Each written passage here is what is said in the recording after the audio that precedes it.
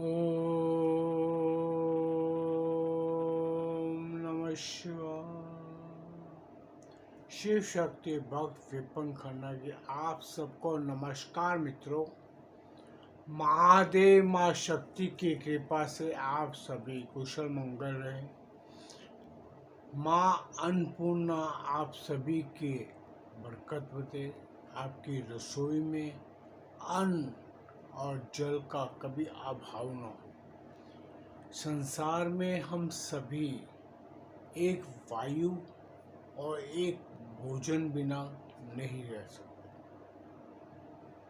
हमारे जीवन काल में हमें जीवन जीने के लिए अपने शरीर को ऊर्जा प्राप्त कराने के लिए हमें अन्न भोजन की अति आवश्यक है, जो माँ अन्नपूर्णा पूर्ण करती है। और धन माँ अन्नपूर्णा ही लक्ष्मी स्वरूप में आकर पूर्ण करती है। हमारे ये सभी देवी देवता हमारे प्रतिदिन के कार्य में इतने संलग्न हैं, इतने हमारे साथ जुड़े हुए हैं, इसे मानना ना मानना हम पर निर्भर करता है। हम उस शक्ति के बिना कुछ भी नहीं है, जो शक्ति हमारे शरीर में भी है। हमारा शरीर शिव और शक्ति का संयुक्त रूप है। हमारा शरीर को आप शव भी कह सकते हैं, क्योंकि मरण उपरांत उसके बाद हमारा शरीर शव रह जाता है। और जब तक ये शक्ति हमारी आत्मा स्वरूप में माँ शक्ति विद्यमान है, तभी तक हम जीवित हैं। और हमें जीवित रहने के लिए माँ शक्ति जो अन्नपूर्णा रूप है, उसके स्वरूप के साथ हमारे शरीर में विद्यमान रहती है। उसी अन्न द्वारा हमें ऊर्जा प्राप्त होती है। वही ऊर्जा हमारे सभी कार्यों के लिए हमें शक्ति प्रदान करती है। और इसीलिए मैं शिव शक्ति को प्रधान मानता हूँ हमारे जीवन काल के लिए। और मैं क्या, पूरा संसार मानता। प्रत्यक्ष और अप्रत्यक्ष रूप से ये दोनों ही कार्य करते हैं।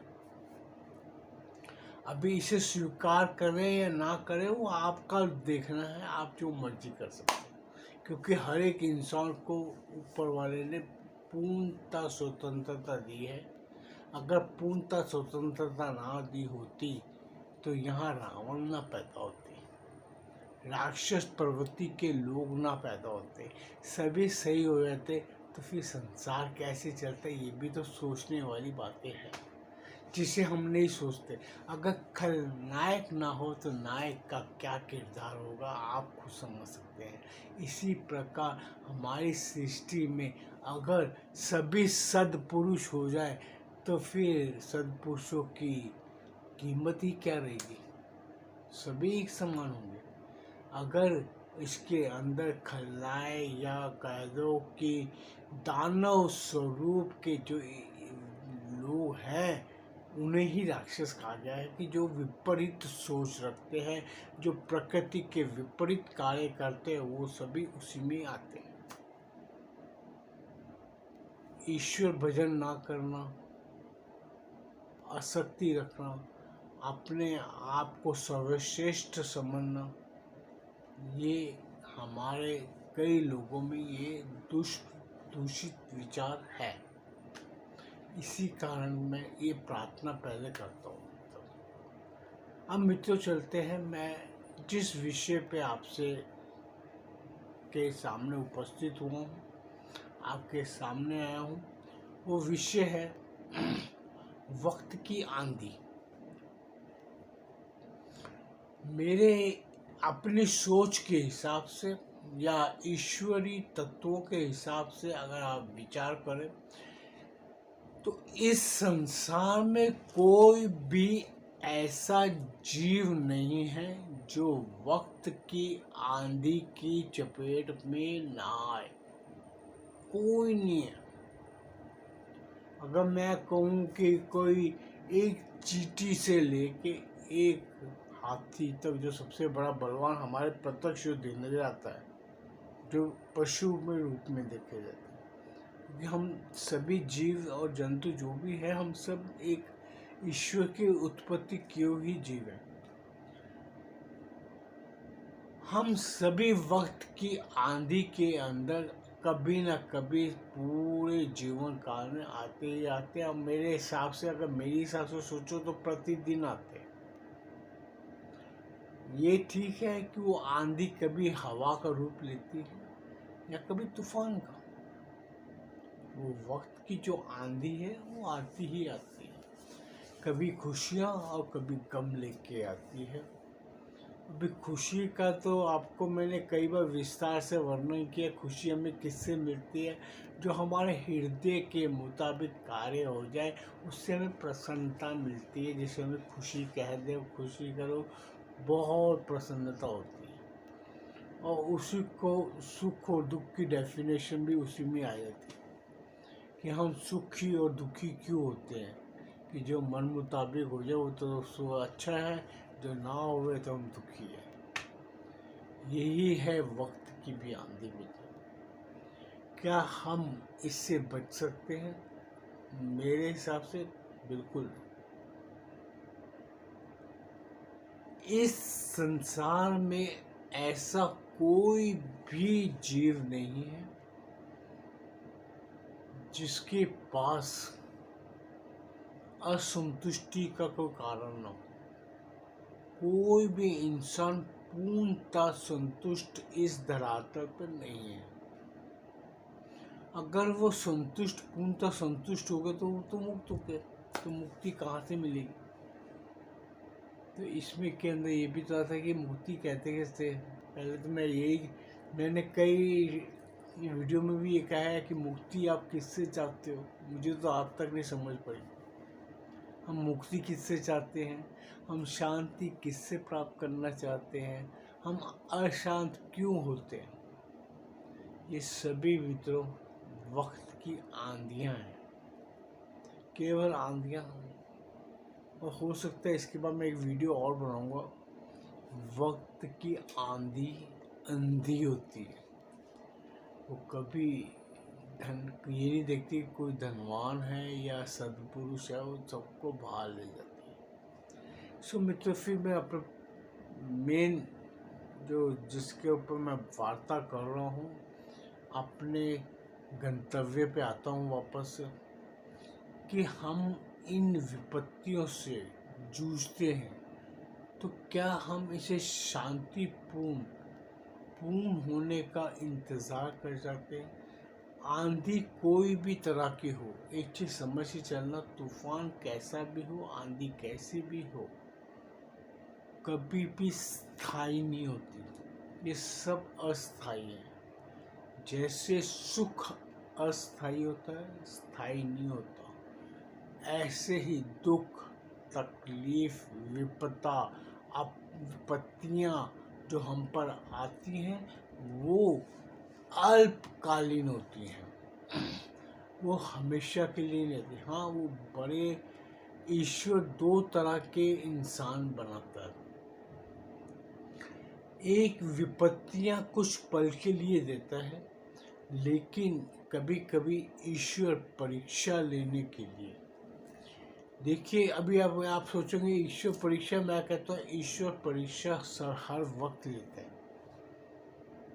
आप सोचो कि मैं इस परीक्षा में कभी आए नहीं, सभी आते हैं, सभी प्रतिदिन परीक्षा देते हैं। कोई अलग रूप में देता है, कोई अलग स्वरूप में देता है। अब परीक्षा कैसे देते हैं? आप अपने घर से अपने परिवार के लिए धन का अर्जन करने के लिए काम, व्यवसाय, नौकरी करते हैं। अब आप ऑफिस पहुंच गए। अगर आप नौकरी करते हैं तो पता लगा बॉस ने कहा भाई फायर कर दिया, उसे निकाल दिया, उसे स्टाफ कम कर दिया। तो ये क्या हुआ? ये वक्त की आंधी है।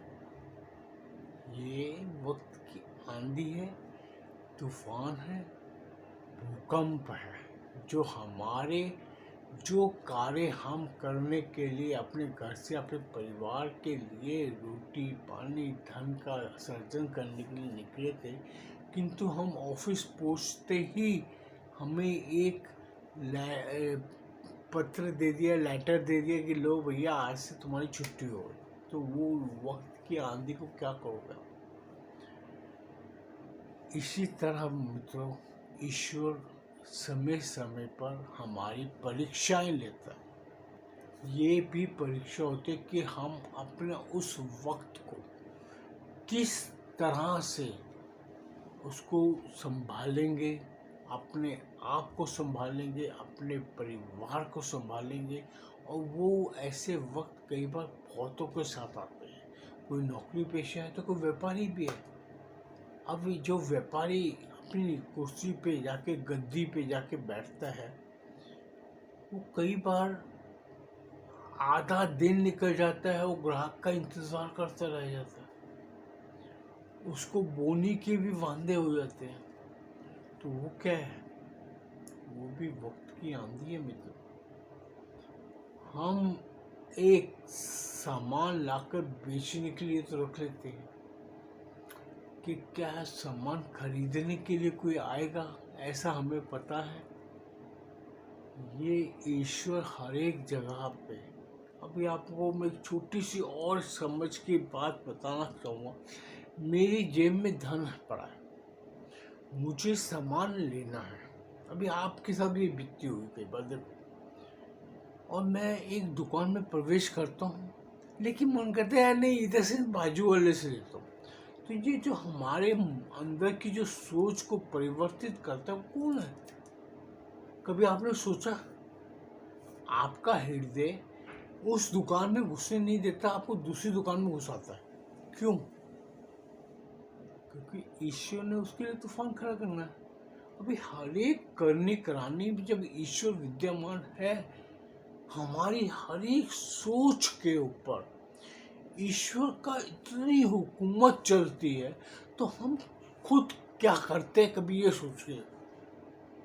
अभी आप अपने घर से निकले कि मुझे सब्जी लेनी है, ये ठेले वाले को आपको पता ही नहीं होता किससे लेनी है, लेकिन ईश्वर जानता है किसकी जरूरत अति आवश्यक है।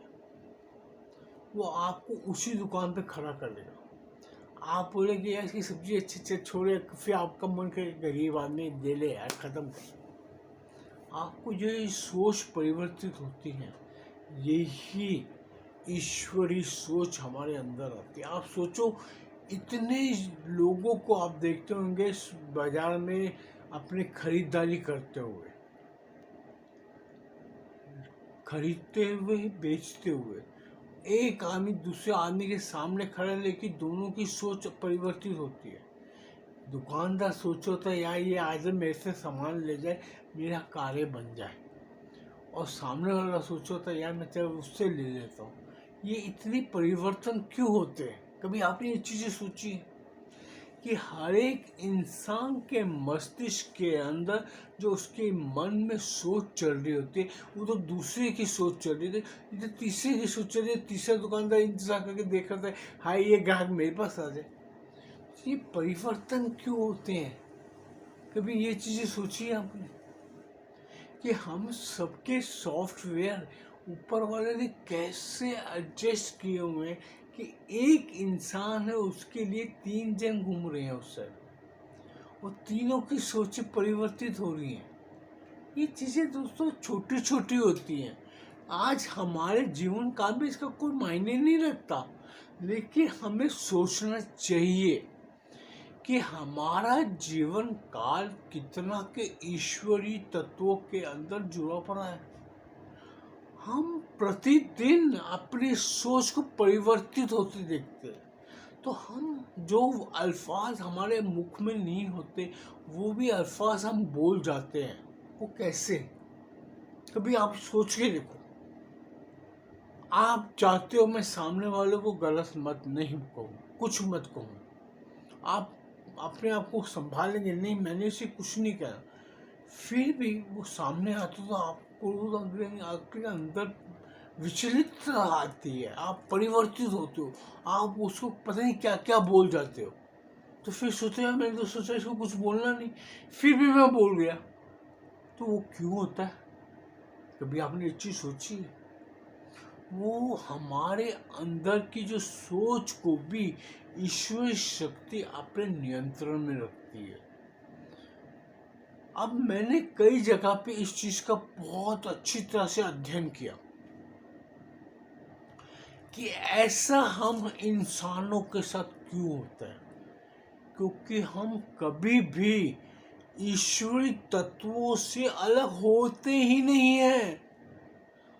हम सभी एक ऐसे सॉफ्टवेयर के अंदर जमे हुए हैं कि हम एक शब्द भी अपनी मर्जी से नहीं बोल सकते। अभी मैं कभी पहले मेरे जब शुरुआत में ज्ञान की बातें करता था ना, मेरे आजू बाजू मेरी बहनें, मेरे बाहर ये सब जो बंधु है, रिश्तेदार है, मुझे बेवकूफ़ समझते थे। कई बार बोलते हैं पागलों की बातें करता है।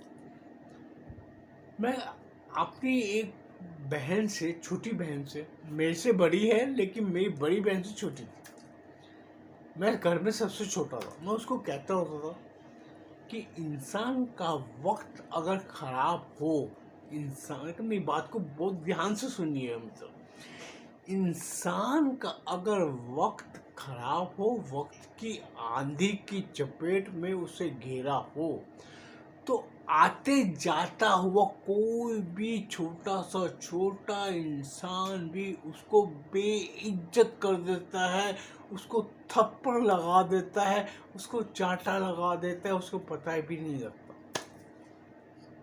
ये हमारे साथ सभी के साथ होता है।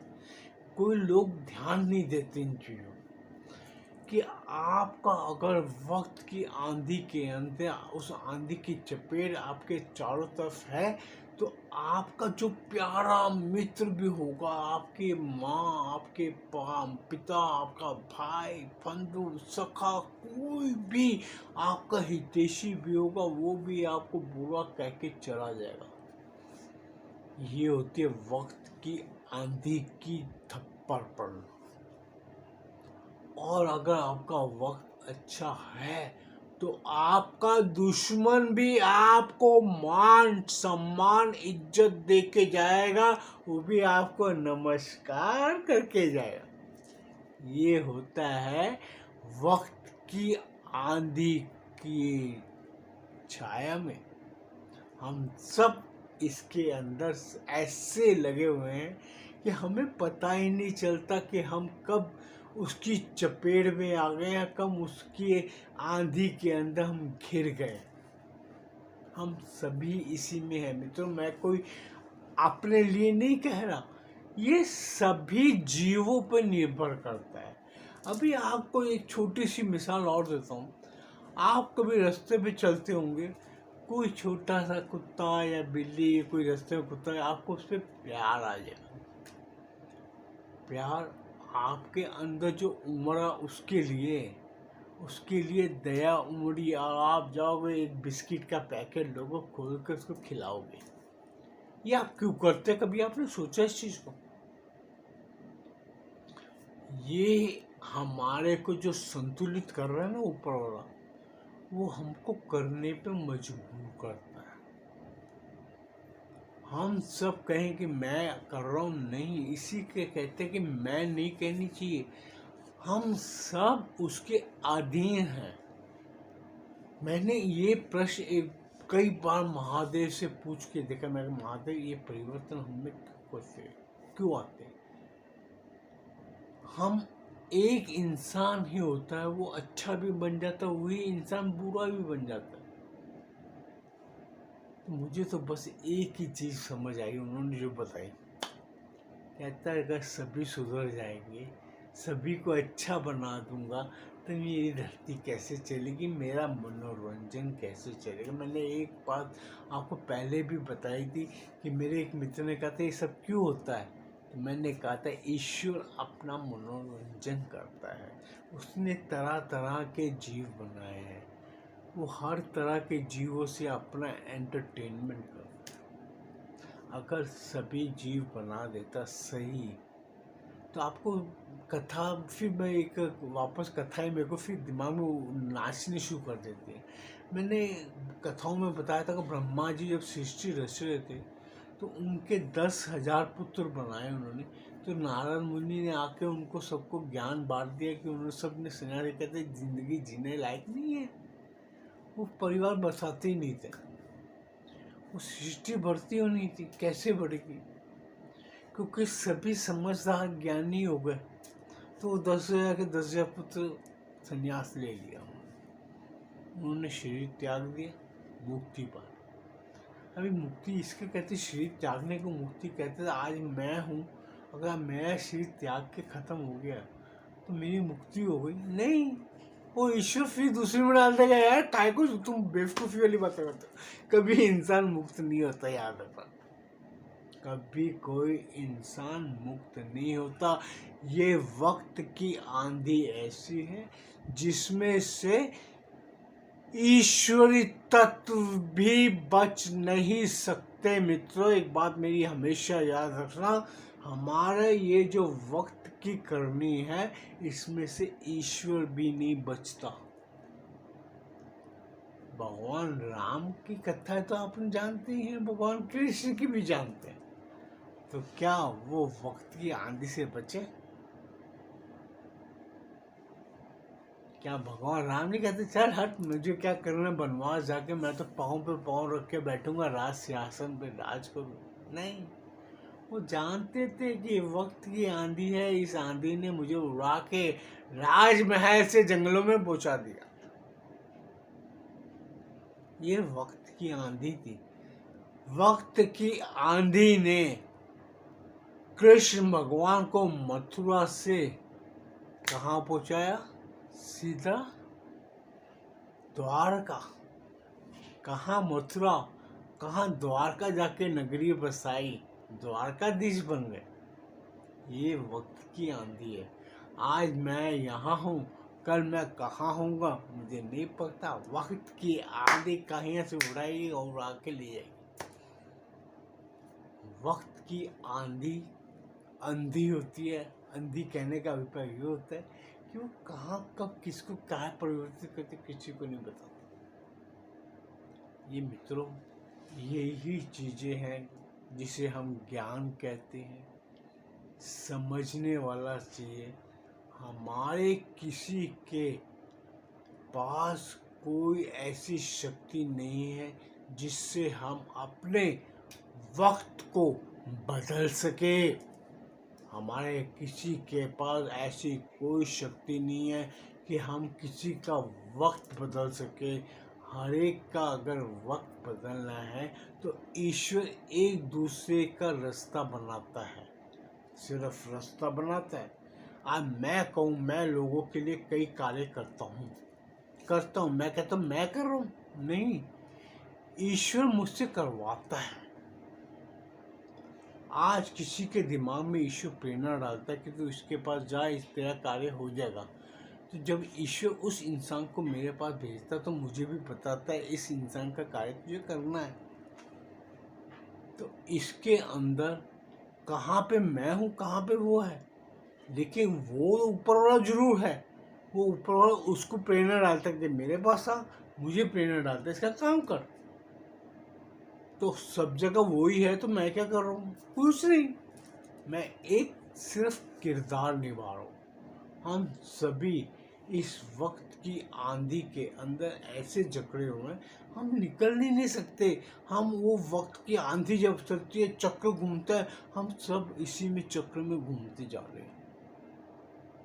अगर आपको मित्रों में ये बातें समझ पड़ती हैं, आप ध्यान से सुनेंगे, समझेंगे मैं क्या कहना चाहता हूँ, तो आपको समझ आएगा कि हमारे जीवन काल में जीवन व्यतीत करते हुए जितना के वक्त हमें मिल रहा है, अच्छा है या बुरा है, वो सब ईश्वरी तत्वों से जुड़े हुए हैं। वो वक्त की आंधी के साथ एक दूसरे से लिपटे पड़े हैं। हम तो सिर्फ इधर से उधर जा रहे हैं, लेकिन वो सब कौन करवा रहा है? ईश्वर। हम कुछ नहीं कर रहे, फिर भी हम कर रहे। हम कुछ नहीं करते, लेकिन फिर भी हम करते हैं। ईश्वर अपने ऊपर कोई भी कार्य का बोझ नहीं रखता। वो हमको सबको एक दूसरे से जोड़ के सबको घुमा के लगा देता है कि आप बैठे रहो भैया, अब तुम बोलो ये मेरा बेटा है, ये मेरी बेटी है, ये मेरी माँ है, ये मेरा बाप है, ये दादा दादी सब है। हम सबको जोड़ के रख दिया एक गांठ। मैं तो अपने परिवार में कहता था कि हम सबको ईश्वर एक सिरे से बांध देता है।